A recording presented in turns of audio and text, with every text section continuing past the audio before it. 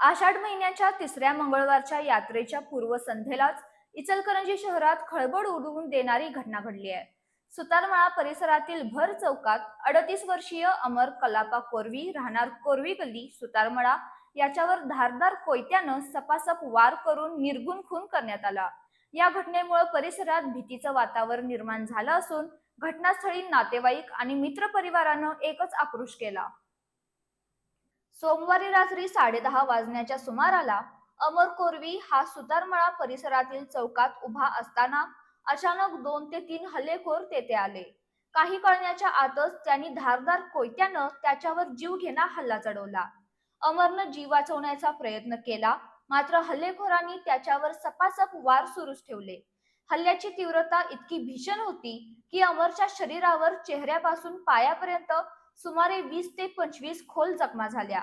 तसेच एका हाताला गंभीर इजा होऊन तो जवळपास तुटल्याची माहिती प्रत्यक्षदर्शींनी दिली. अतिरक्तस्राव झाल्यानं अमर रक्ताच्या थारोळ्यात कोसळला आणि त्याचा जागीच मृत्यू झाला. या घटनेची माहिती मिळताच परिसरात नागरिकांची मोठी गर्दी झाली. गावभाग पोलीस ठाण्याचे पोलीस निरीक्षक महेश चव्हाण हे पोलीस पथकासह घटनास्थळी दाखल झाले. पोलिसांनी पंचनामा करून महत्त्वाचे पुरावे संकलित करण्यास सुरुवात केली. पोलीस उपअधीक्षक विक्रांत गायकवाड यांनीही घटनास्थळी भेट देऊन पाहणी केली आणि तपासाबाबत सूचना दिल्या. प्राथमिक माहितीनुसार अमर कोरवी आणि संशयित आरोपी हे एका बारमधून बाहेर आल्यानंतर हा हल्ला झाल्याची चर्चा परिसरात आहे.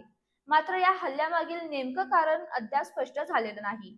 हा खून पूर्वनियोजित होता का, तसंच हल्लेखोरांची संख्या आणि त्यांची ओळख याबाबत गावभाग पोलीस कसून तपास करत आहेत.